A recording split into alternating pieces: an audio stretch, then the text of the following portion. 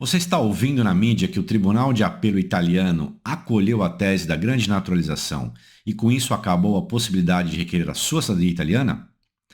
Calma, não se assuste. Não fique triste que eu vou te contar tudo sobre esse tema.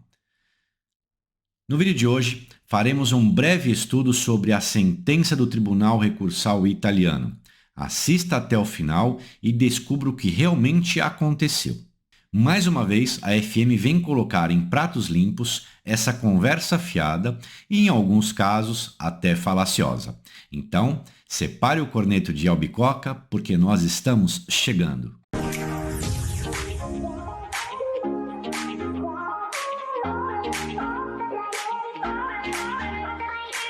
Olá amigos, me chamo Jimmy Mendroni e sou diretor jurídico da FM Cidadania Italiana.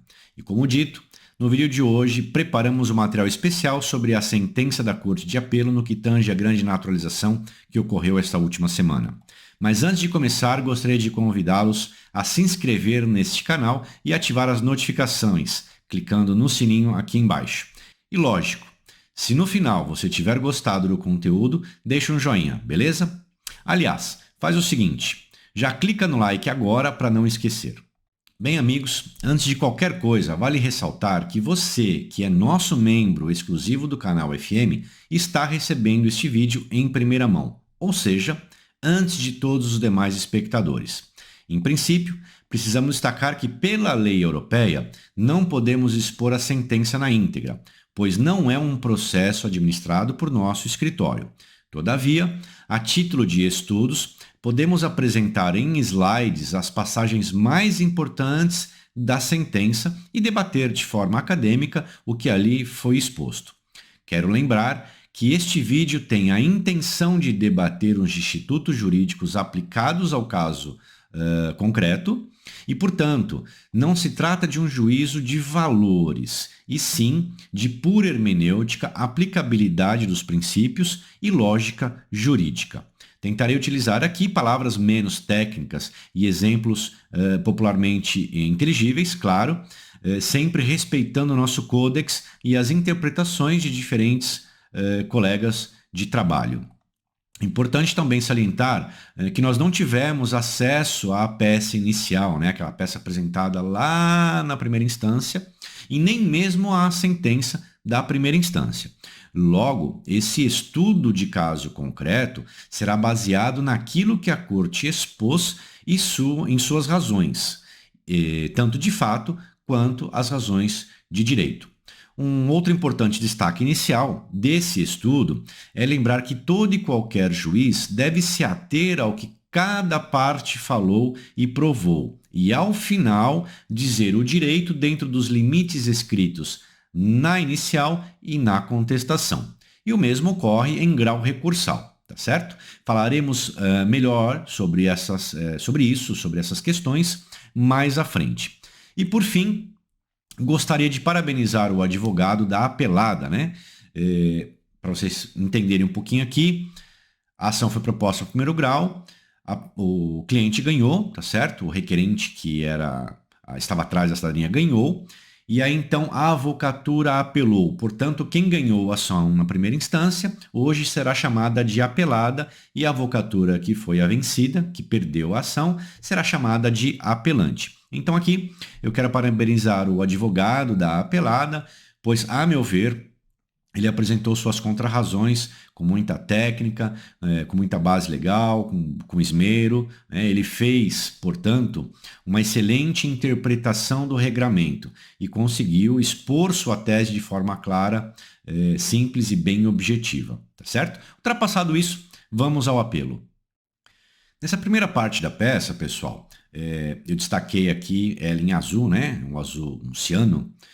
Nós temos ali a passagem da sentença que será atacada pelo recurso. Então, quando se apresenta um recurso, eu tenho que informar nas minhas razões recursais o que eu quero atacar naquela sentença proferida na primeira instância.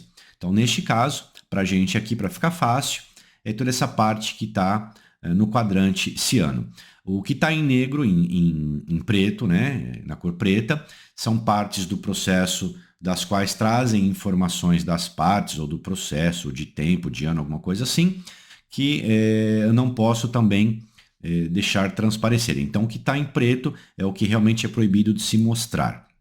O que está em azul, ciano, então, é a parte em que será proposto as razões do recurso de apelo. Por quê? Porque lá atrás, tá certo? Na sentença, o magistrado ele usou esses pontos para chegar à conclusão, para proferir a sentença dele. E quais foram os pontos ali naquela sentença de primeira instância? 1. Que o italiano nunca foi naturalizado. 2. Que a cidadania foi transmitida a todos os descendentes da linha. 3. Que inexiste documento comprovando a renúncia do direito. 4. Que a grande naturalização não pode gerar a perda da cidadania por impor a cidadania brasileira neste caso. 5. Que a lei vigente à época discorre os motivos taxativos para ocorrer a perda da cidadania. Frente a isso, tá certo? Isso foi o que aconteceu, resumidamente, foi a base legal, né? Fatos e direitos, no caso, os fatos em cima dos direitos.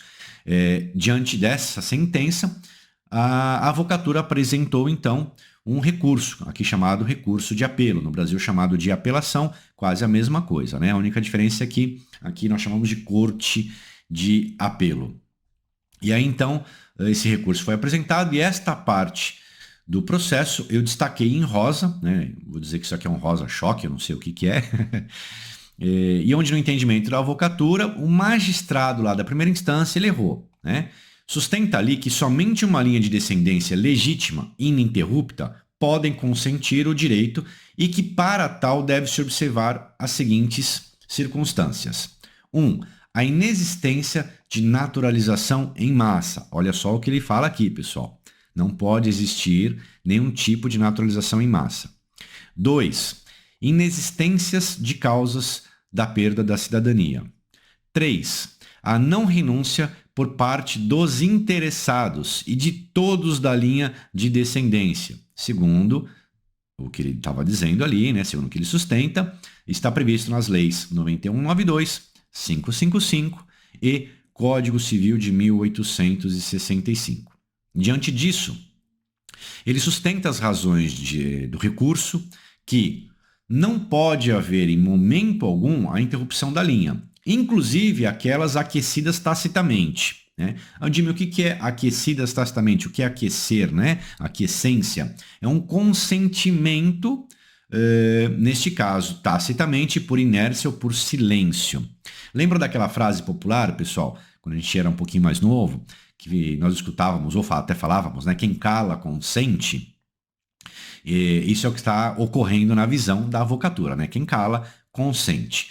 Na verdade, para o direito, quem cala não diz coisa alguma. Né? Eu estou calado, por exemplo, eu não estou dizendo nem sim, nem não, nem talvez. Eu simplesmente estou em silêncio, não estou dizendo nada. E isso é uma das primeiras lições que aprendemos nos bancos da faculdade, né? Então, o advogado, né, a avocatura, rasgou essa parte que ele aprendeu na faculdade, que todos nós aprendemos, né? E está querendo dar uma ideia, uma conotação diversa, que quem cala está aquecendo. E então vamos para as contra-razões, né? O que são as contra-razões? Também para vocês entenderem. Nós tivemos a ação de primeira instância, contestação, sentença. Acabou a primeira instância.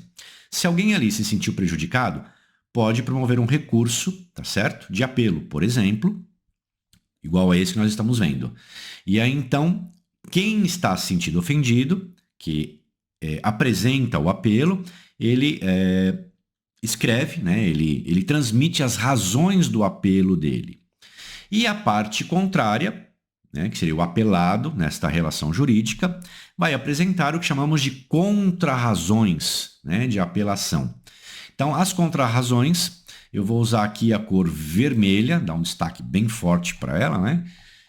Que esta, então, é a parte em que o advogado, ora apelada, no caso vertente, é a pessoa que ganhou em primeira instância, que se tornou italiana segundo a sentença de primeira instância, Então aqui eu negritei, né, eu coloquei de vermelho para deixar bem vivo, bem fácil de destacar, né, de observar.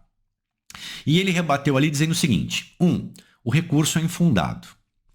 2. Que o apelante descumpriu sua obrigação de provar o que sustentou, ou seja, o famoso ônus da prova, né? Ele se inverteu a partir daquele momento. Quem promove a ação, cabe o ônus de provar. Quem vai fazer a defesa, né, vai contradizer o que eu falei, vai contrapor ao que eu falei, vai rebater as minhas provas, vai trazer outros fatos, outros argumentos e também ele se incumbe, então, de tanto provar aquilo que ele está alegando, tanto quanto rebater documentalmente ou por testemunha, ou seja, de algumas formas que são aceitas pela lei, rebater aquilo que eu produzi na minha peça inicial. 3. Que a grande naturalização não foi recepcionada pela Itália.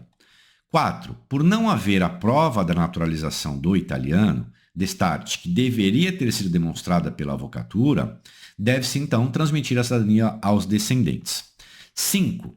Que ao contrário da avocatura, a apelada apresentou prova da inexistência da naturalização através do documento oficial emitido pela autoridade brasileira e que, portanto, caberia à avocatura provar que o documento era falso, ou havia uma inconsistência, ou aquele documento não dizia respeito àquele italiano por ser homônimo, ou faltava um apostilamento, um selo, qualquer coisa que o valha, né? Era uma obrigação ali da avocatura, então, rebater aquele documento. 6. Que o Código Civil de 1865, no que tange à perda, diz que ela ocorre somente com a obtenção. Guardem, pessoal, esse verbo. Nós vamos utilizar ele várias vezes aqui na nossa aulinha, na nossa discussão sobre esse tema, né? Então, diz que ela ocorre somente com a obtenção. Portanto, através de requerimento próprio e não pelo simples fato de nascer num país que adota o iuris solis, por exemplo, como regra da cidadania.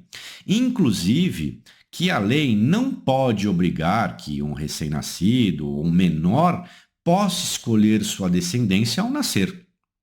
Logo, a leitura do artigo 11 do Código Civil de 1865, né, quis dizer que a pessoa maior e capaz para os atos civis, né, os atos da vida, ela poderia obter uma outra cidadania e que essa obtenção geraria a perda da nacionalidade italiana, sim, desde que previsto todas aquelas formas, requisitos e tudo mais.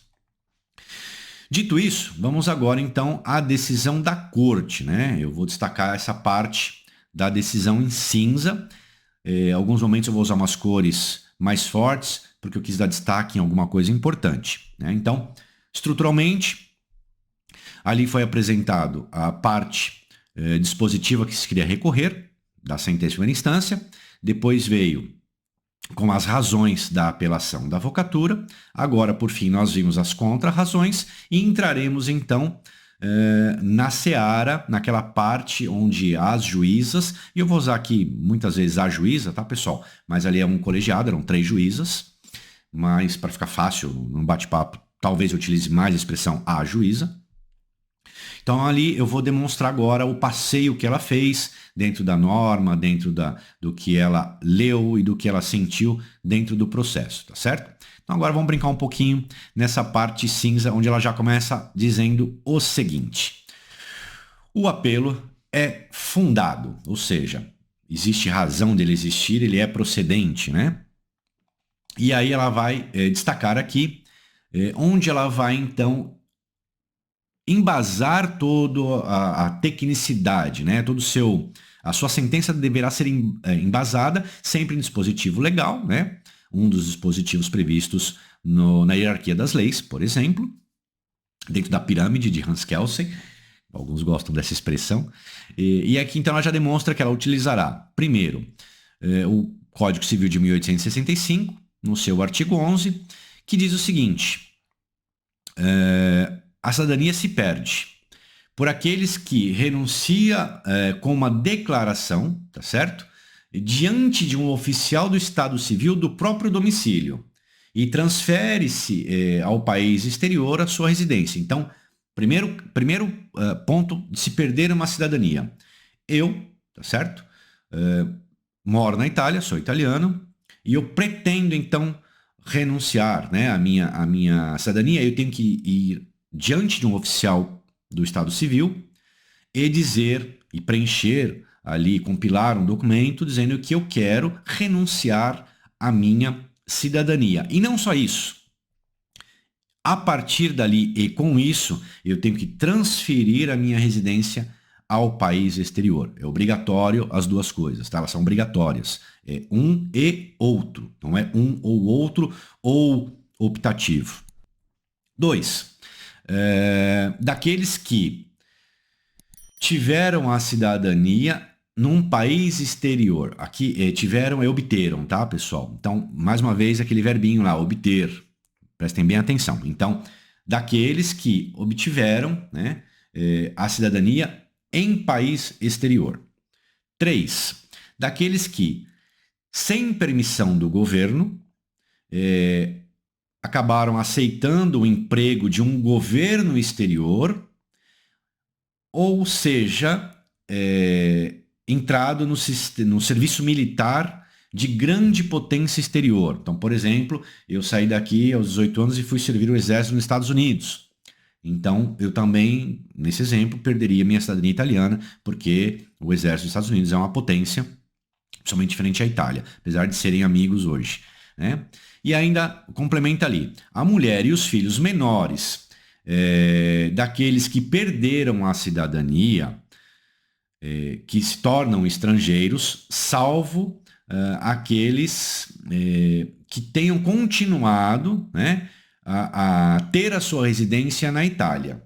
Então preste atenção aqui, que também tem uma passagem interessante, apesar que não vai ser discutida nesses autos, mas é bom a gente ter noção disso também, tá certo? Se essa residência permanece na Itália, isso é uma das provas de que a pessoa não renunciou.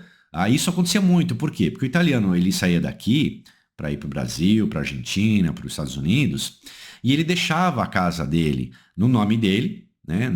Ficava a residência na gráfica lá, a inscrição na gráfica era o nome dele, e ele combinava com a família, com o pai, com o irmão, com quem quer que seja, e falava, olha, eu vou, se der errado eu volto, a casa é minha. Se eu nunca mais voltar, é sua essa casa, mas permanecer no nome dele, até X anos lá, né?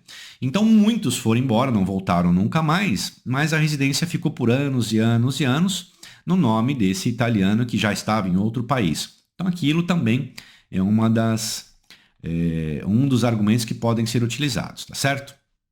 A outra lei que as juízas aqui, ou que a juíza vai utilizar, é a lei 555 de 1912, né?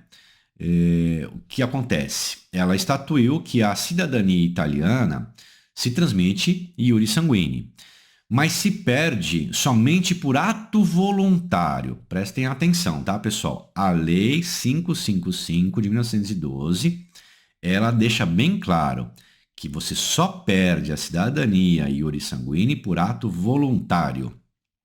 E aí então ela destacou em negrito, né? Aonde ela vai ali sustentar todo o seu raciocínio, penso eu, né? Então tá lá, salvo especiais disposições de tratados internacionais, o cidadão italiano nascido e residente no estado exterior, do qual se tornou cidadão por nascimento, ou seja, no nosso caso o Brasil, iure soli, se tornou brasileiro, né? Conserva a cidadania italiana, mas quando chega à maioridade ou quando ele é emancipado, ele pode renunciar. Então, por enquanto, tudo que ela está usando demanda contra ela mesma, né? E a norma, então, é completada da previsão do qual se perde a cidadania. Primeiro, quem espontaneamente adquire uma cidadania estrangeira e estabelece ou tem estabelecido no exterior a própria residência. Notem aqui, pessoal, de novo, tá certo? É aditivo essa situação. Então, quem espontaneamente adquire uma outra cidadania estrangeira, então aqui a gente está falando que é aquisição, né? Não é originária no caso, e também precisa estabelecer ou ter estabelecido a própria residência. Então, uma depende da outra. 2. Que havendo adquirido sem o concurso de vontade própria uma cidadania estrangeira, declarando de renunciar à italiana, né? Declara renunciar à italiana e estabeleça ou tenha estabelecido no exterior a própria residência, previsão do artigo 8º. Então veja que quando você fala que havendo adquirido sem concurso de vontade própria uma cidadania estrangeira declarada, né, de que você renunciou à sua italiana e ainda estabeleça ou tenha estabelecido uma residência no exterior. E por fim, né, ela vai utilizar também a Lei 9192 sobre o ponto de vista da problemática em exame. E aí o que acontece? Ela diz o seguinte, que a Lei 9192, ela tanto confirmou quanto reforçou que a tal escolha, né, a conexão, por exemplo, da cidadania como um legame persistente que se transmite e não se extingue. Notem só, tá? Então você tem ali, a própria Lei 992 diz que a cidadania é um legame persistente que se transmite e não se pode extinguir, salvo em casos excepcionais, né? Se não por vontade, uma escolha individual e livre, expressa. Ela tem que ser livre e expressa e individual. Eu não posso renunciar em nome da minha família. Eu estou renunciando, mas eu quero que minha filha, meus filhos, minha mulher, todos vão se renunciar, serão renunciados, renunciarão porque eu quero. Não, ela é individual. Eu, Jimmy, não quero mais ser, ponto. Como é que eu tenho que fazer? Tem um formulário para eu compilar? Eu tenho que comparecer a algum órgão público, né? É isso que a lei deixa muito claro. E aí, então, vem o artigo 11, o seguinte, a disposição consente, em particular, que se mantenha a cidadania italiana aos italianos imigrados no exterior, né? E que adquiriram voluntariamente a cidadania do estado no qual reside, né? Por poder inserir-se plenamente no contexto social e econômico daquele país e aí usufruir dos tratamentos favoráveis reservados aos cidadãos. Então, o que é isso aqui? Olha, você vai manter a sua cidadania italiana, mesmo que você pegue uma outra cidadania, para você poder viver bem naquele outro país, para você poder ter ali uma ajuda socioeconômica, para que você viva bem, para que ninguém fique te ridicularizando. Então está previsto na lei italiana, né? Você não perde também se você estiver nessa situação, tá certo?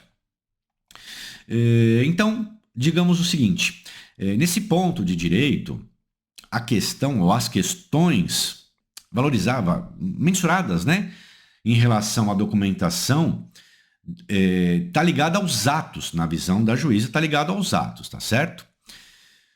No qual prescinde que haja ali um liame, né, uma ligação entre o italiano e entre aquele que está requerendo. Então, eu tenho que comprovar tudo através disso, né, esse liame jurídico que existe entre o italiano e o requerente, né? E aí, então, ela faz um en passant em cima dos atos que aconteceram desde o nascimento do italiano até lá o requerente, né? Então, ela fala que o italiano ele migrou para o Brasil em época imprecisa, pessoal, preste atenção nisso, não se sabe quando ele foi, tá certo?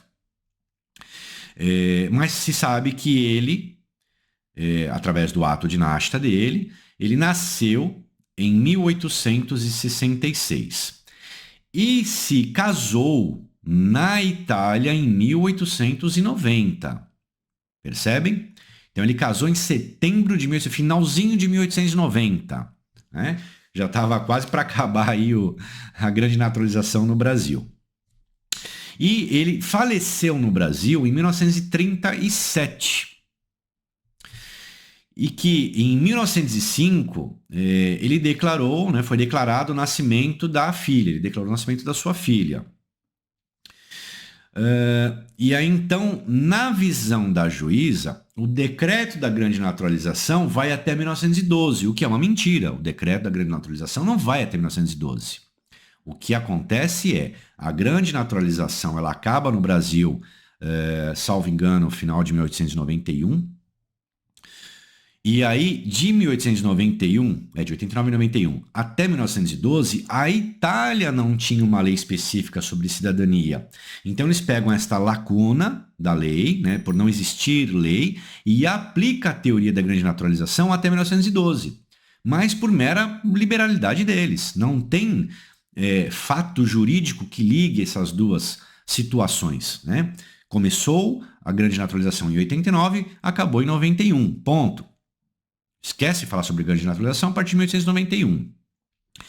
De lá para cá, né, não poderíamos tocar mais nesse assunto de grande naturalização. Mas estas juízas, elas dizem que então esse lapso até 1912 entra na grande naturalização.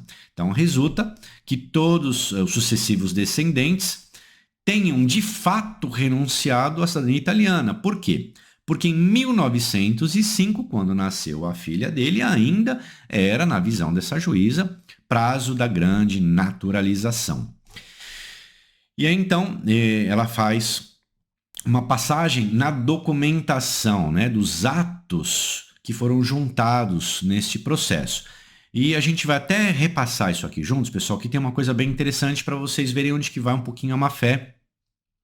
Eu não sei se má-fé, não posso dizer isso, mas onde vai uma intenção não muito bacana dessa juíza aqui ou dessas juízas, tá? Então, o que ela fez? Ela juntou toda aquela documentação, aquele conjunto probatório dos atos de nascimento e disse o seguinte, que o fulano de tal nasceu na Itália e migrou para o Brasil em época imprecisa. Notem, ele nasceu, vamos voltar um pouquinho aqui, ele nasceu em 1866, tá certo, pessoal? Então, olha só, fulano de tal nasceu em tal local na Itália em 1866 e emigrou para o Brasil em época imprecisa, em torno do final de 1800. Perceberam? 1800. Gente, ele nasceu quase em 1900. Então, quando você coloca... É a mesma história de quanto custa? 10 euros ou 9,99? É mais ou menos isso, tá? Que a ideia que se teve aqui. Então, ele faleceu, ele foi para o Brasil em época imprecisa e faleceu em torno do final do ano de 1800. Então, vamos à verdade. Ele nasceu em 1866. Ponto. Casou-se em 1890, final de 1890. Então, o que seria bonito aqui? Olha, ele foi para o Brasil, certamente após 1890, mas em data imprecisa, né? Então, assim, já... E aí, pessoal, naquela época não era avião, pegava o avião aqui 4 dias, tá? 4 dias, 14 horas, tá no Brasil, não era nada disso. A pessoa sair aqui, por exemplo, de Belluno para chegar em Gênova, ia de carroça, de cavalo, o que quer que seja, demorava meses para chegar em Gênova e depois meses para chegar no Brasil, né? Quando não passava em outros países. Então, assim, demonstra aqui uma maledicência, vamos dizer dessa forma, tá? Bom, seguindo. Que então ele se casa em 1890 aqui na Itália, em setembro, tá? E depois ele faleceu no dia tal de 1937, como visto na declaração que o filho fez no ato de morte, né, no óbito brasileiro. Nesse certificado, o filho declarava que os genitores falecidos, né, do falecido, e seus avós eram ambos italianos, ou seja, ele disse o seguinte, olha, fulano morreu, é italiano, como os meus avós são italianos, ponto. Alguém declarou isso daí lá, o filho dessa pessoa, né? Preste atenção aqui no raciocínio que ela vai abrir. Em fevereiro de 1905, fulano de tal, né, e a mulher Fulano de Tal é esse filho dele. Declararam no relativo certificado de nascimento da filha deles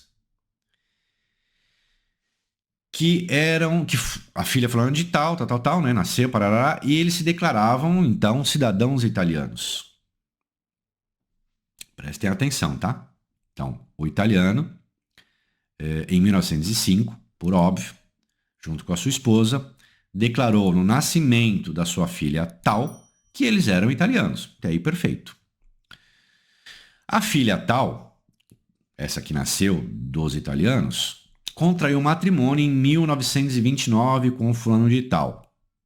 E no ato relativo ao certificado, se declararam, ao contrário, ou por em vez, eles se declararam ambos brasileiros. Então notem, pessoal. O casal italiano, teve uma filha no Brasil, foram ao cartório, né? E aí então, quem é o senhor? Eu sou Giuseppe Garibaldi. E a senhora? Eu sou Anita Garibaldi. Como é que vai chamar a sua filha? Vai chamar Joaquina Garibaldi. Ok. O senhor nasceu onde? Na Itália. A senhora? Itália. A criança nasceu aqui? Nasceu aqui ou nasceu no meio do caminho? Não, nasceu aqui. Beleza. Automaticamente, por lei, ela é brasileira. Não se pergunta para os pais, a sua filha é o quê? No Brasil, que vige o Iure Sanguini, o oficial público não vai perguntar, viu, sua filha nasceu aqui no hospital Bom Samaritano, mas qual a nacionalidade dela? Não, a lei diz, nasceu em território brasileiro, brasileiro é. E isso é colocado automaticamente nos atos. E esta pessoa cresceu, arrumou um namoradinho, se casou, né? E ao se casar, olha só o que a juíza falou, que ela, ao se casar, né, ambos se declararam brasileiros. Não, ambos não se declararam brasileiros. Isso está na certidão de nascimento de ambos. Eu não posso chegar ao me casar, eu sendo um brasileiro, chego lá e o juiz de paz pergunta, senhor Jimmy, o senhor é o quê? Eu sou austro-hungárico, eu sou japonês. Não, mas aqui na sua certidão está escrito que o senhor nasceu no Brasil, não importa, eu sou japonês. Você não está vendo meus olhos puxados? Isso não existe no Brasil. Tá certo? A lei é clara. A hora que eu vou me casar, eu apresento a minha certidão de nascimento e o que constar na minha certidão de nascimento vai constar na de casamento. Por quê? Há uma cadeia sucessória das certidões entre nascimento, casamento, nascimento e casamento. As informações têm de ser iguais naquilo que são iguais. Então, se eu nasci em território brasileiro, sou brasileiro por lei, quando eu for me casar, eu não preciso me declarar que sou brasileiro. Já vai a nacionalidade que consta no meu nascimento, vai para o meu casamento. E depois disso, então, vamos continuando aqui, esse casal adotou, né, por procedimento próprio, um tribunal brasileiro, uma criança. E foi tudo feito bonitinho, tal, foi registrado todos os atos no cartório, isso no ano de 1962, tá certo? E aí, esta pessoa depois contraiu matrimônio com uma outra pessoa, tá? E desta união, em 1995, nasceu então a apelada. É a pessoa que está aqui, lá atrás figurou como requerente, e agora então ela é apelada no processo. Essa é outra coisa que eu gostaria de destacar para vocês, tá certo? Notem bem aqui. Houve um procedimento de adoção frente ao Tribunal Brasileiro. Esses atos foram registrados no cartório brasileiro perfeitamente. Continuando aqui. Se revela, então, na declaração, né, um ato público do ano de 1929, revelado da declaração, num ato público de 1929, do fulano de tal, né, da pessoa tal, por ela própria, que ali foi declarado a cidadania brasileira. E isso aconteceu depois da entrada em vigor da lei de 1912, que consentia a renúncia à cidadania italiana agora eu vou ficar colorido, pessoal, roxinho aqui, ó, cidadão italiano nascido e residente em um estado exterior, do qual tenha sido reconhecido, né, próprio cidadão por nascimento. Ou seja, a pessoa nasceu no estado exterior, estado estrangeiro, e ali ela obteve uma outra cidadania. Ela conserva a cidadania italiana, mas quando atinge a maioridade ou se é emancipado, pode renunciar. Até aqui é o que está previsto na lei de 1912. Uma coisa legal aqui, nessa parte rosinha, o que acontece? Essa passagem eu achei muito estranha da sentença, tá? Da decisão. Aqui ela diz o seguinte, que deve-se presumir, seria mais ou menos isso a tradução, tá? Que a pessoa, né, ela aderiu àquela cidadania brasileira. Deve-se presumir que ela aderiu àquela cidadania brasileira e, consequentemente, renuncia àquela italiana derivada do italiano. Então, notem, pessoal, está muito claro aqui o que essa juíza está querendo utilizar de malabarismo dentro do conceito técnico da palavra, tá? Para que não ofenda ninguém. Ela diz o seguinte, a lei: cidadão italiano nascido e residente no estado estrangeiro, do qual ele recebe, né, do qual ele é próprio cidadão por nascimento, né, ele recebe aquela cidadania por nascimento, mas com isso ele conserva a cidadania italiana. E quando ele chega à maioridade, ou ele é emancipado, ele pode renunciar. Mas no caso em Testília, ela deve presumir, né, que como ela aderiu, aquela criança aderiu à cidadania brasileira, né, ela renunciou àquela que viria do seu pai, renunciou àquela que viria do italiano. E por este motivo, por esse senso, é fundado, é procedente a tese da parte do apelante. Ou seja, ela diz que por esta razão a avocatura tem razão. Perceberam o malabarismo que ela criou aqui, pessoal?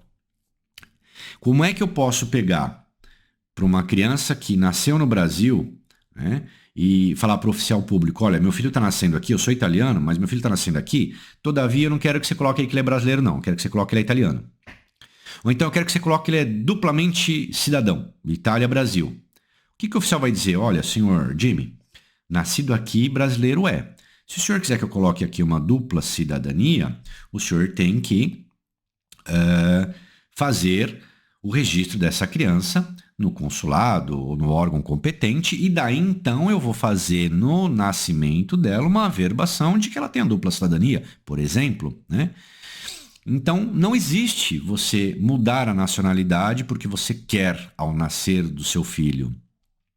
E aí, então, em sequência, ela acabou casando, como eu disse agora há pouco, ela continuou como sendo brasileira, né? E por estar dentro desse panorama da lei brasileira, a juíza ou as juízas podem entender, né, que houve ali então a perda da cidadania italiana, que aquilo na verdade não foi a perda, ela renunciou.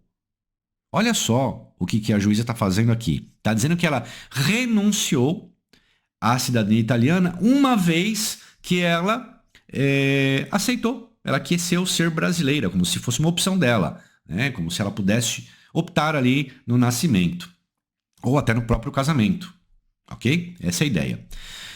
Então, ela termina aqui dizendo o seguinte, por este perfil de fato, nenhuma alegação específica foi, por outro, adotado pela parte apelada, né? Então, preste atenção, olha. Nesta parte, faltou aparentemente explicar como funciona um registro de nascimento no Brasil, como eu falei. Como é que você chega ali e fala pro oficial do cartório do Brasil que você quer adotar uma outra nacionalidade? Isso não tem senso, não tem na lei, não tem... E o juiz italiano, ele tem que conhecer a lei. Da mesma maneira que ele está obrigando que um cidadão em 1905 conhecesse a lei da Itália, cidadão nascido no Brasil, em 1905, 10, 15, 20, né? que não tinha internet, mal tinha televisão, tinha um repórter Écio, e está obrigando que o cidadão saiba qual era a lei vigente na Itália naquela época, sob pena de perder a cidadania. Hoje, em 2022, onde com um clique no celular você descobre a lei de qualquer país, a juíza ou as juízas não sabem que no Brasil você não escolhe, você não tem direito de opinar, de optar, de escolher. Para vocês entenderem melhor, pessoal que está no Brasil, a cidadania portuguesa permite isso. Quando dois estrangeiros estão em Portugal, isso eu estou falando da portuguesa, a espanhola, tem várias outros países que aceitam, tá?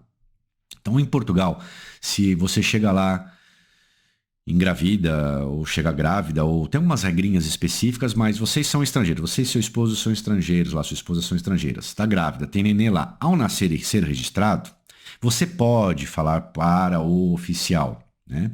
A regra geral é de que aquele bebezinho, ele vai seguir a origem dos pais, a nacionalidade dos pais, tá certo? Por quê? Porque lá tem um conceito misto nesse sentido. Então, nasce com a nacionalidade dos pais.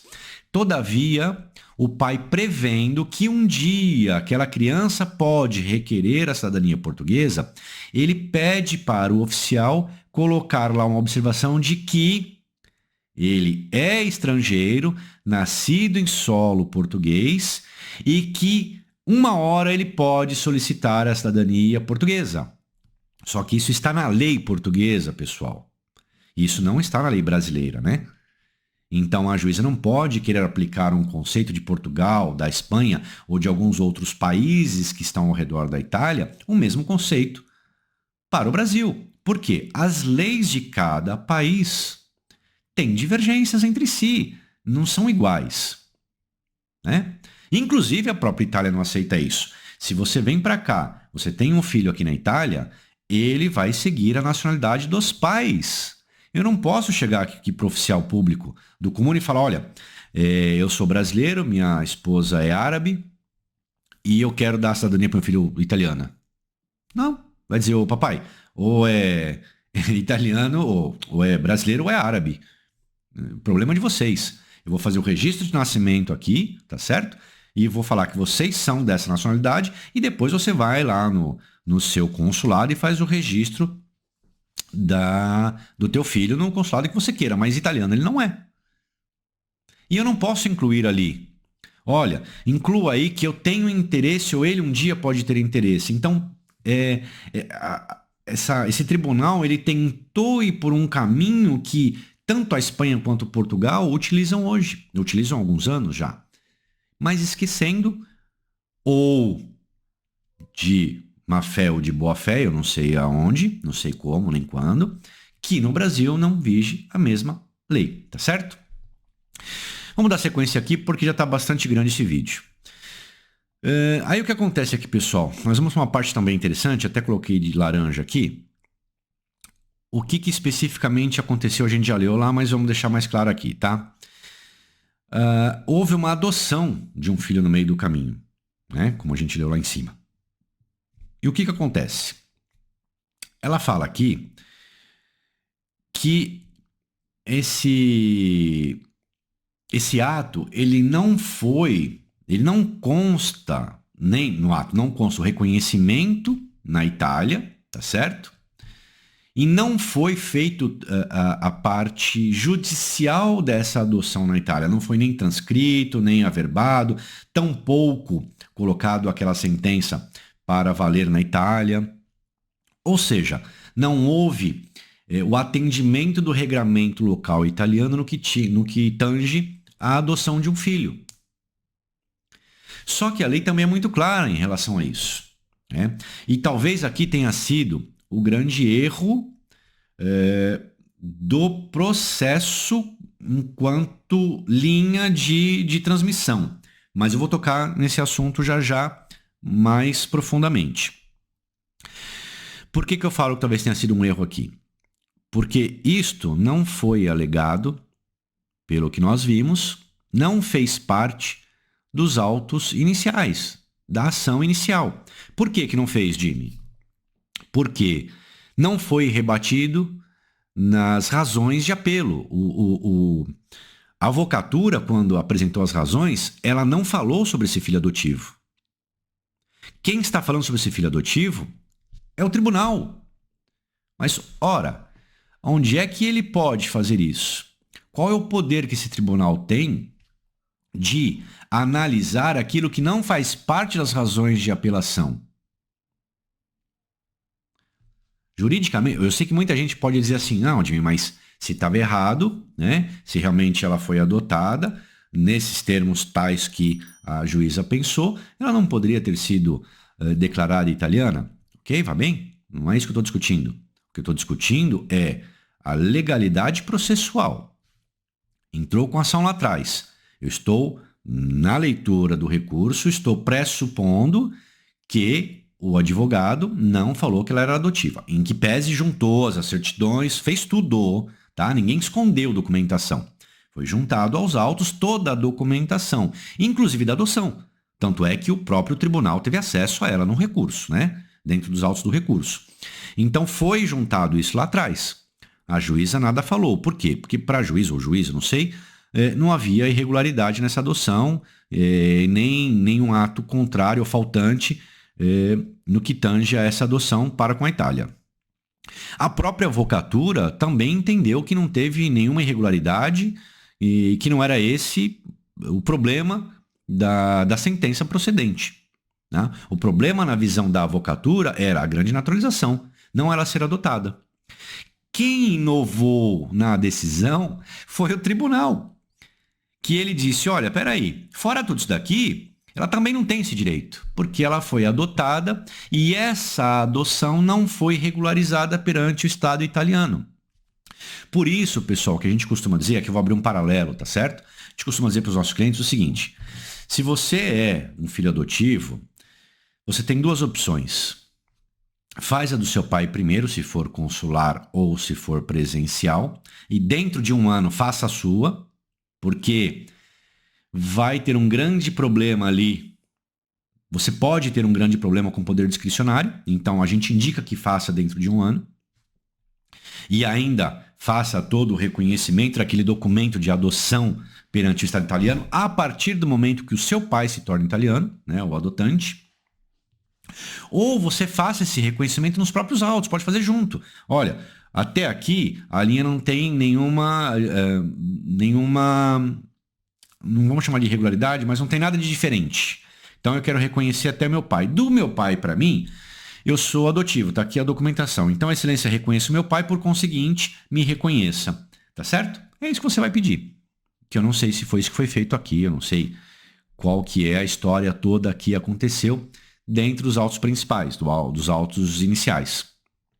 Mas o que me causa estranheza é esse recurso, né, na sede de sentença desse recurso, a própria juíza ou as juízas trazer essa informação à baila. E aí, então, ficarem em cima disso, né? Então, vocês vão notar, na sequência aqui, vamos girar, se deve, tá certo? Definitivamente entender como fundado o motivo desse apelo. Quanto à falta de uma prova da descendência sem a interrupção do cidadão italiano, porque o ascendente tal, né, ela se declarou, ela foi declarada por ela se autodeclarou, né, cidadã brasileira em todos os atos públicos feitos no Brasil. Então, assim, ela deve ser entendido como que esse ato, ao se declarar brasileira nos atos para frente, o casamento da filha dela, o nascimento da filha dela, ou a adoção da filha dela, ela manteve, né, a nacionalidade brasileira. Óbvio, é o que está no registro. Não mudou o registro ainda. Não houve o reconhecimento de nenhuma outra cidadania. Então, sempre, por ser em cadeia, né, vai constar que é brasileira. E não simplesmente porque ela chega ali e fala, olha, me declaro japonesa, olha, me declaro... Não tem essa flexibilidade a lei brasileira, não é assim. Mas é essa conotação que a magistrada quer dar. De que você pode simplesmente, deveria, no caso dela, ter dito, eu quero ser italiano, eu sou italiano, não importa onde eu nasci, eu sou italiana de corpo, alma, sangue... Perceberam? Aquela relação afetiva, ela quer dizer isso, né? Que faltou essa afeição pelo Estado italiano e que deveria essa afeição ser colocada num papel público. Que a falta disso leva à conclusão na cabeça dela ou delas de que ali então interrompeu-se o direito a iure sanguine para a cidadania italiana. Nesse sentido, o que me causa também uma grande estranheza é que você não tem condição hoje de chegar, por exemplo, né, e expor ou querer que se coloque qualquer coisa em documento público. E o estranho de tudo, como eu estava dizendo, é acreditar que uma magistrada em grau de apelo, numa corte de apelo, que ela venha desconhecer a legislação brasileira. Ela poderia até dizer, poderia, mas se vale para ela, vale para todos. Se ela pode dizer, poxa, eu não sabia que a lei brasileira era assim. Ok, se você não pode saber que a lei brasileira é assim em 2022, como eu disse agora há pouco, quem é de 1900 também, não pode, também tem o mesmo direito de dizer que não conhecia a lei italiana, né? Então vamos fazer o seguinte, pessoal, nós vamos agora dar uma debatida aí no núcleo dessa sentença, né, dessa decisão com base nos argumentos apresentados. Antes de tudo, como dito no início do nosso vídeo, o magistrado ele deve julgar sempre nos limites propostos na ação e na defesa. Com isso, ele profere uma decisão, uma sentença. Essa sentença só pode julgar o que está ali.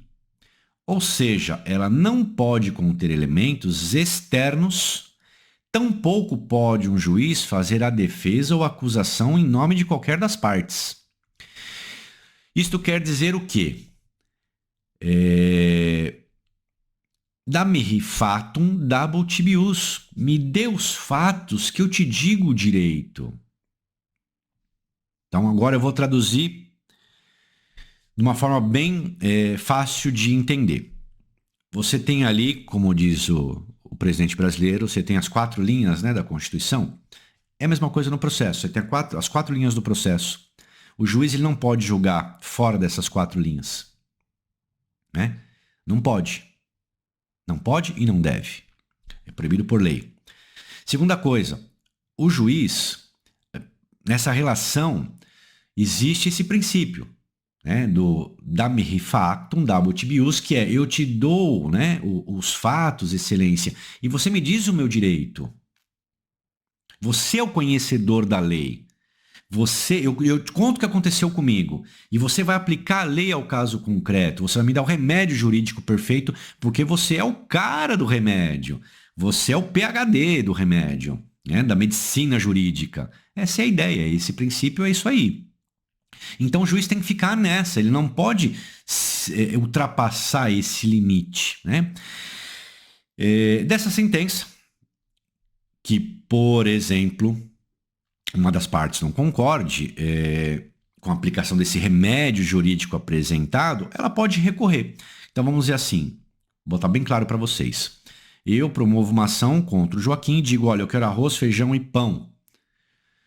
Eu tenho esse direito por isso, tá na lei tal, tá no recibo que eu comprei, tá? Ou seja, eu comprovo ali.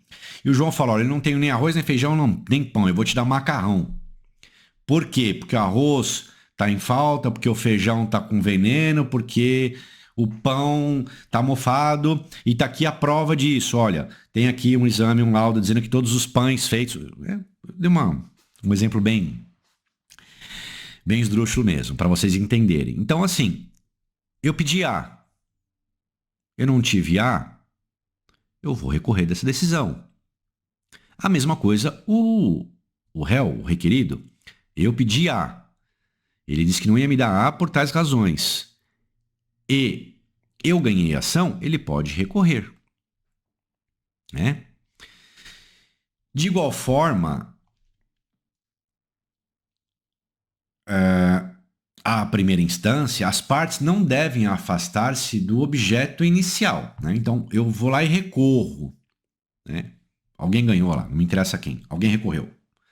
Nesse recurso, pessoal, mesma história, vai ficar entre as 4 linhas.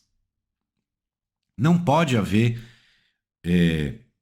não pode sair dali. E mais, eu não posso juntar argumento novo, eu não posso juntar documento novo, salvo raras exceções, como eu já expliquei inicialmente, né? Eu tenho que ficar nos limites daquela ação primária.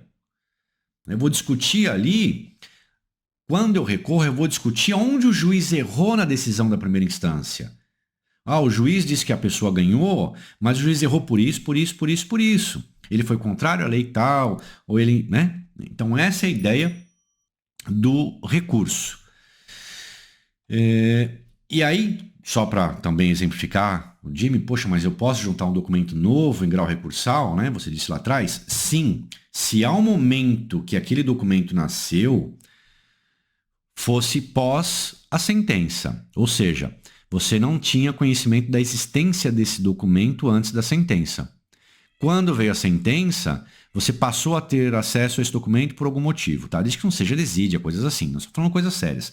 Chegou ao seu conhecimento, que numa ação de paternidade, por exemplo, que aquele fulano de tal lá, ele fez uma vasectomia, ele cortou fora, olha, esse é um documento novo, excelência, não tinha, porque eu não fazia ideia de que aquela pessoa tinha essa cirurgia, tal. Num caso de alguém morto aí no meio do caminho, num reconhecimento de pós-mortem. Então, nesses casos, eu posso até juntar um documento novo. Mas por que, Jimmy? Porque o que a justiça busca, mesmo na esfera civil, é a verdade real. Na esfera criminal, a verdade real é latente. Na esfera civil, essa verdade real ela não é igual da penal, né? A penal você tem que comprovar por A mais B que aquela pessoa matou e tal. Mas se busca essa verdade real também no processo civil, chega mais próximo possível da verdade real. Então, por isso que se aceita, eventualmente, um documento novo. Mas o que nos interessa é, se na ação inicial não se discutiu, por exemplo, a adoção do apelado, né, da apelada, não pode, na apelação, isso ser inserido nem pelo autor e nem pelo réu, muito menos pelo próprio juiz da causa ou pelo tribunal.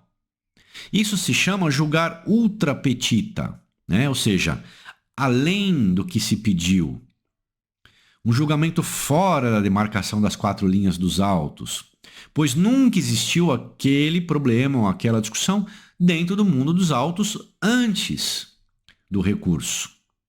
Então o juiz não pode fazer um julgamento, dar uma sentença ultra petita ou mesmo extra petita, tá? São 2 modalidades que a gente tem aí, de ultra petita e extra petita. Ultra é aquilo que não faz parte do mundo dos autos, e extra é quando você dá um pouco mais, você dá o que está no mundo dos autos, mas dá além do que a pessoa pediu, né? Eu pedi 10 mil, ela me deu 15. Aí eu tô falando que a extra petita também é um exemplo bem fácil para vocês pegarem. Então, nesse caso aqui, foi um julgamento ultra petita.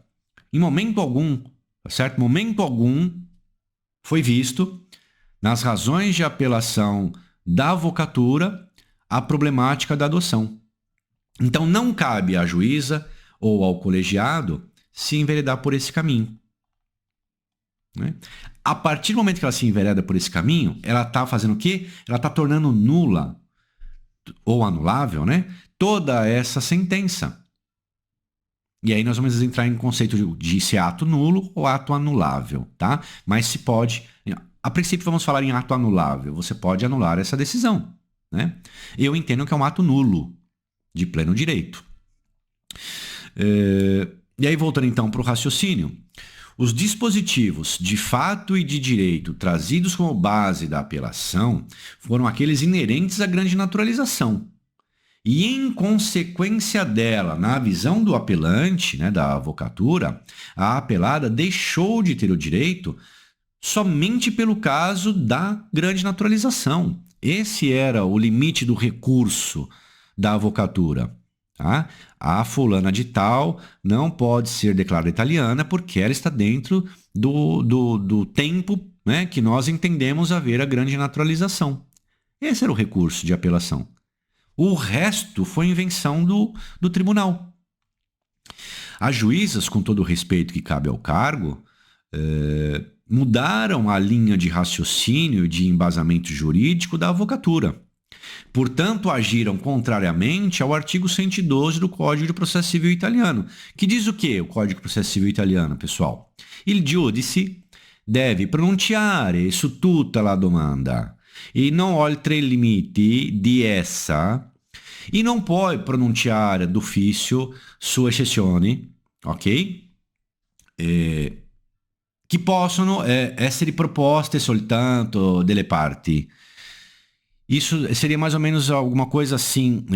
O juiz ele deve se pronunciar sobre toda a demanda, né, proposta ali, e não além dos limites daquela demanda, daquela ação.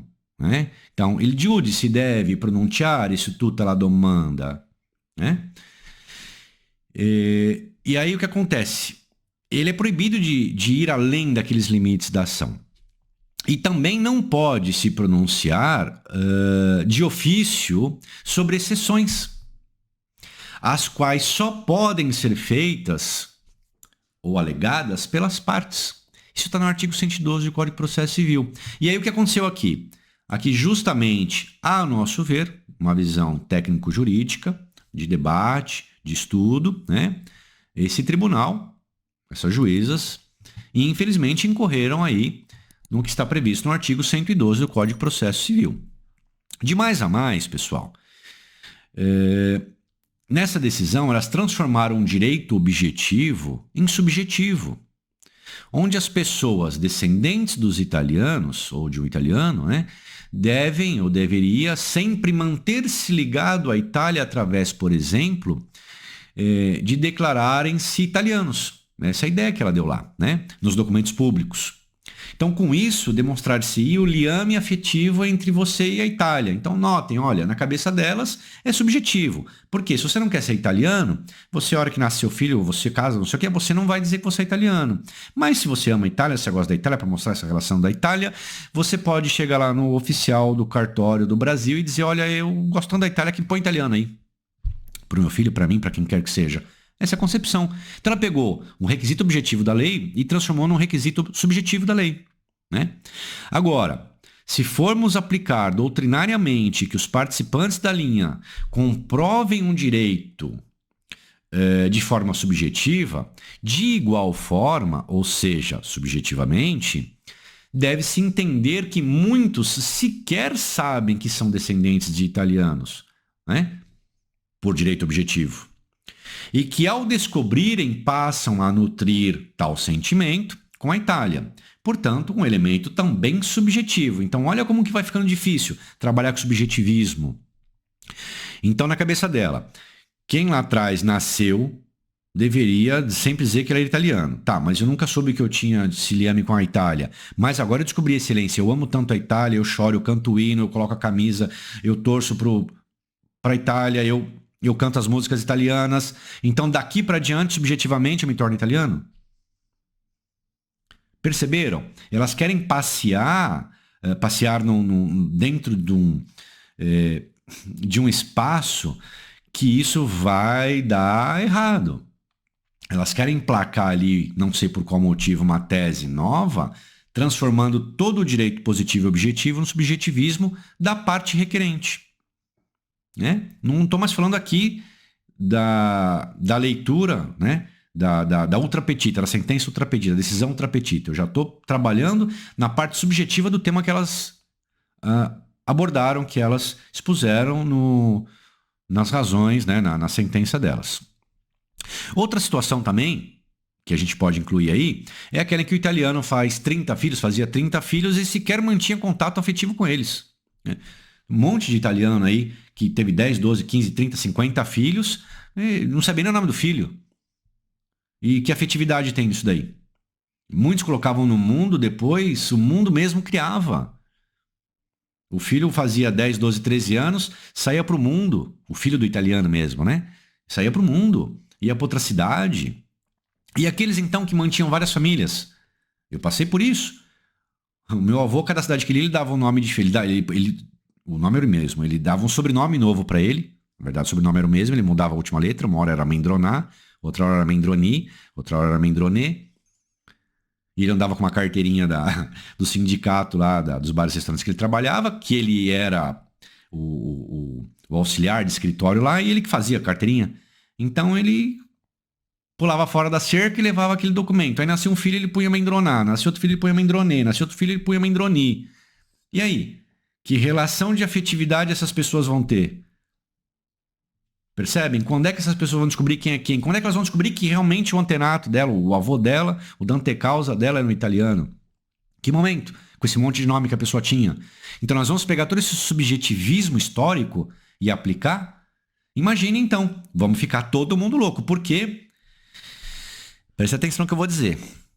A premissa nesse caso é: se quero subjetivar com base na história, logo eu devo aceitar que cada história vai me trazer um conteúdo diferente. E daí teríamos então o reconhecimento da cidadania somente pela via judicial. Por quê? Porque o consulado não tem como mensurar isso. O comune não tem como mensurar isso. E aí então todo mundo vai ter que fazer uma ação. Todos, 100% dos que têm interesse em ser cidadãos italianos vão ter que promover uma ação. Então fecha tudo, a Itália, e vamos contratar juízes aqui. Porque só no Brasil somos mais de 40 milhões. Perceberam? Aonde que essa decisão pode chegar?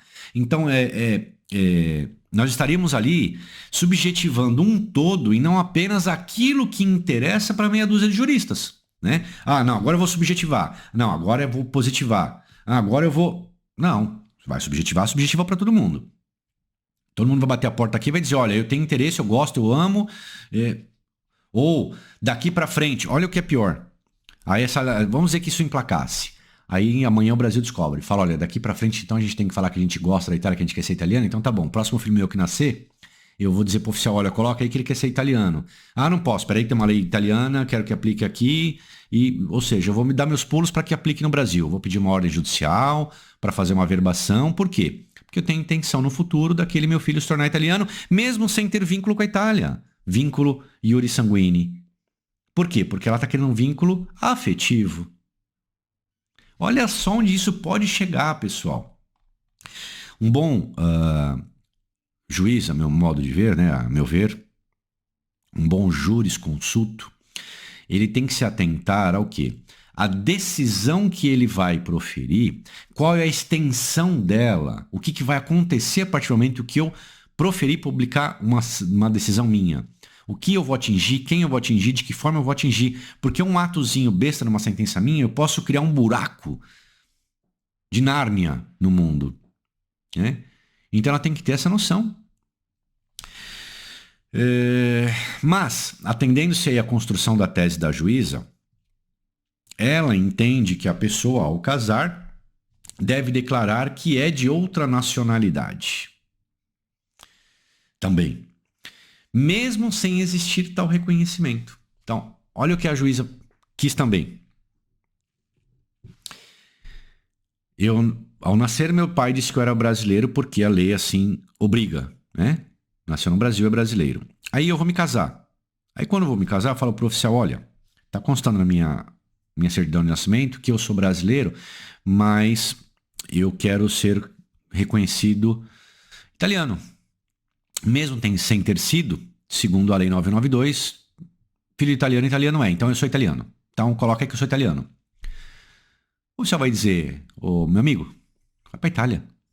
Vai fazer seu reconhecimento lá no consulado, vai fazer onde você achar que deve, amanhã você volta aqui, a verba, a nota, faz o que você achar que deve. Mas eu não posso me fazer o que você está pedindo. Porque se pudesse, pessoal, era muito simples. Tudo você ia chegar no cartório e falar, inclui isso aí na minha averbação como anotação do meu nascimento, do meu casamento. Você poderia, nessa mesma lógica dessa juíza, né? Mas mal sabe ela que a lei brasileira, por ser iuris solis, não permite que a cidadania seja outra senão a brasileira. Não é a parte que escolhe a nacionalidade, e sim o Estado-poder. Para concluir, pessoal, aliás, antes disso, para incluir num ato de casamento que você também tem uma cidadania diversa, primeiro você precisa fazer toda aquela Você precisa averbar isso no nascimento, não é no casamento, como ela disse. Ah, no casamento você alega que você era italiana. Não, eu tenho que modificar o meu nascimento. Por quê? Como eu disse agora há pouco, é em cadeia. As informações das certidões sempre serão em cadeia. Então, eu primeiro faço minha averbação no nascimento. Então, vamos supor, eu fui reconhecido italiano.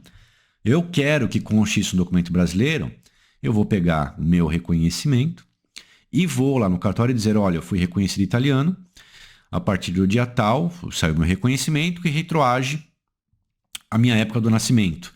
E eu gostaria de averbar, então, no meu nascimento. Se for possível, o oficial vai falar, possível, tá aqui, vamos fazer. Se o oficial achar que não deve fazer, ele vai dizer, meu amigo, entra na justiça. Eu não tenho poderes para isso, tá certo? Mas aí sim você vai poder colocar, averbar no seu nascimento ou anotar no seu casamento. Aquela situação de dupla cidadania, por exemplo. E aí, então, você não pode fazer isso por apenas, então somente por mera declaração sentimental. Você precisa você precisa ter a documentação do seu reconhecimento e ainda obter um parecer favorável do oficial, ou ainda, se dependendo do que ele te disser, você precisar de uma ordem judicial. Então, o que demonstra? Que isso é uma falta de conhecimento da lei brasileira por parte das juízas. E como eu disse, como é que elas podem, em 2022, ter esse desconhecimento? E aquela criança lá que nasceu em 1905, quando se casou em 1920, ela tinha a obrigação de dizer que ela queria ser italiana, porque um dia, em 2022, uma juíza ia dizer: você tem que provar o sentimento que você tem com a Itália. Você tem que colocar na sua certidão de casamento que você tem vontade ou quer ser italiana, porque o seu bisavô era italiano. Olha a loucura disso, pessoal. Isso não existe, né? Bom, vamos lá, amigos. O vídeo já está bem grandinho, né? E a gente teria horas e horas e horas para falar sobre isso, né? Eu fiquei mais no aspecto mais da parte ultrapetita e da relação, da ideia de subjetivismo aí das juízas, né? E o importante é que qualquer aluno de terceiro ou quarto ano de direito tem elementos técnicos de sobra para rebater essa decisão que nós analisamos aqui, né? Que nós estudamos aqui. Portanto, não devemos nos preocupar com esta sentença que foi proferida há poucos dias e que agora está em grau recursal, né? Foi para a Corte de Cassação. Então, assim, pessoal, não se preocupem, né? A reforma dessa decisão, ela está certa, pois contraria e é contrário a tudo que se aprende e se aplica no mundo do direito. Não tem condições de nada do que aconteceu ali dentro daqueles autos, quer por norma processual, quer por ordenamento civil, aquilo tem como prosperar. Cabe a nós, advogados, mostrarmos que a lei deve ser cumprida e que a criação de teses fantasiosas como essa, com todo respeito, mas mirabolantes, elas não podem e não devem prosperar no nosso meio jurídico, né? Portanto, não se preocupem mais uma vez com essa decisão, ela foi ultrapetita, ela vai ser totalmente reformada. Porque, a meu ver, como eu disse, o ato da juíza ali, das juízas, é um ato nulo a partir do momento que ela incorreu no artigo 112, tá? Mas na pior das hipóteses é um ato anulável. E a propósito, nesse instante, já são 4 ações julgadas nos últimos meses pela Corte de Apelo. Tá? Essa é a 4ª nos últimos meses. E aqui eu vou deixar bem claro para vocês. Dessas 4, 2, uma foi proferida por tribunal incompetente. Depois essa, de hoje, que estão tentando emplacar uma aberração técnica. E as outras 2 foram contrárias à GN. Foram analisadas e julgadas por tribunal competente. Tá certo? Dentro dos limites propostos na apelação. Foram feitas tecnicamente corretas. E não criando esparrelas, criando teses mirabolantes, fazendo malabarismo intelectual e trazendo fatos novos, nada disso. Duas sentenças que transitaram e tramitaram perfeitamente. E duas que nós podemos dizer que são duas sentenças que estão envergonhando nós, jurisconsultos, né?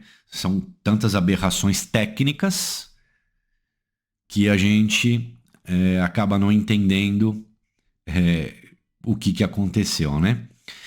Então hoje eu faço uma conta muito rápida. Se eu tenho 4 ações, né, em apelo, 4 recursos de apelo julgados, sendo que 2 não servem de nada e 2 que servem, são positivos para nós estamos ganhando de 2-0, né? Não está 2-2 como muita gente está falando por aí. Então não se assuste, pessoal. Vai sair. Preste atenção no que vai sair. Vai sair no Facebook, YouTube e tudo mais. Tribunal acabou agora com a via judicial. Primeira coisa, pessoal. Se isso fosse uma verdade, que essa ação, que esse apelo tivesse o condão de acabar com a cidadania judicial, os fatos jurídicos que levaram a essa decisão, a essa malfadada decisão, também atingem o consulado e o presencial. Por quê? Estamos falando de GN. Não apenas o fato da adoção. Por quê? Ela está dizendo o seguinte, vou lembrar, vou ser chato, na certidão de casamento ela não se declarou italiana. Então, se isso emplacasse um dia, acabou a cidadania para todo mundo. Porque não existe pessoas nesse... Não é que não existe, mas qual o número que pode existir de pessoas que tenham essa documentação mais ou menos assim? Que pode estar 100% como essa juíza quer, né? Então, se vocês virem uma coisa dessa, acabou o judicial, fala para a pessoa, meu amor, não acabou o judicial, acabou tudo então. Porque esta regra serve para todos. Por esses motivos isso não vai emplacar. Até porque, pessoal, nós teríamos aqui 2 tipos de cidadãos, né? Os antes desta lei e os depois dessa lei. Quer dizer, os depois da lei não teríamos cidadão algum italiano. Marco zero seria agora. Quem tirou, tirou. Quem não tirou, não tira mais. Então, se for isso, enquanto eu espero a cassação, eu vou correr para fazer minha cidadania. Essa é a ideia? Será que hoje esse tribunal aguenta essa demanda? Porque isso é uma coisa lógica. Se eu divulgo que tem uma sentença, que o tribunal, em sede de cassação, ele pode, vamos dizer que eu faça isso, tá? Que ele pode aceitar esse apelo, né? O que eu estou dizendo? Olha, daqui 1 ano, 2 no máximo, vai acabar a cidadania italiana. Então, pessoal, vamos correr para fazer. E aí o que acontece? Quem vai dar conta? Nem consulado, nem presencial e nem judicial. Não tem condições de dar conta. Então, todas essas consequências podem advir, né, dessa decisão que nós analisamos hoje. Tá joia, pessoal? Antes de finalizar, então, eu gostaria de saber se vocês gostaram do vídeo. Eu sei que ficou um pouquinho longo, mas é um debate acadêmico, né? É um estudo de caso, então eu acho que vale a pena. Até porque é muito fácil se pensar pela cabeça dos outros. O difícil é você exercitar a mente e pensar por você mesmo, né? Óbvio, alguém te dando elementos para você pensar. E é essa a ideia que nós tivemos aqui, né? Primeiro, estancar o burburinho, a falácia, mas a você que nos assiste, que nos segue, que nos prestigia, te dar elementos técnicos e de vida, né? Para que vocês possam, exercitando a sua cabeça, né? O seu pouco ou muito conhecimento, chegar à mesma conclusão que nós estamos apresentando aqui. E com isso, demonstrar que não precisa nem ser advogado para ver o tamanho dessa aberração jurídica. Então, fiquem tranquilos quanto a essa reforma. A meu ver, ela é certa. Mais dia ou menos dia, ela será derrubada, né, essa decisão. E eu ficaria muito feliz se eu tivesse aqui, então, conseguido o meu objetivo, que é deixá-los mais tranquilos em relação a isso. Então, vamos lá. Se gostou, e não clicou ainda no joinha, deixa o seu joinha aqui embaixo. Para nós é muito importante saber sua opinião, já que gravamos esse conteúdo especialmente feito para você que nos segue. Agradeço mais uma vez a sua audiência e caso ainda tenha ficado alguma dúvida sobre esse tema, lembrando, nós já temos 3 ou 4 vídeos, sendo lives e vídeos gravados sobre higiene. Então, se você está aqui e não sabe o que é a grande naturalização, gente, o Jimmy falou coisa que eu estou perdido, volta um pouquinho. Vou pedir para nossa equipe de apoio colocar aqui os links dos vídeos sobre grande naturalização. Dá uma assistidinha, vocês vão entender. É algo bem bacana de saber, tá? Então, não se preocupem, a FM sempre traz para vocês toda a informação necessária para que vocês fiquem afiados com o que acontece no mundo. Beijo e arrivederci!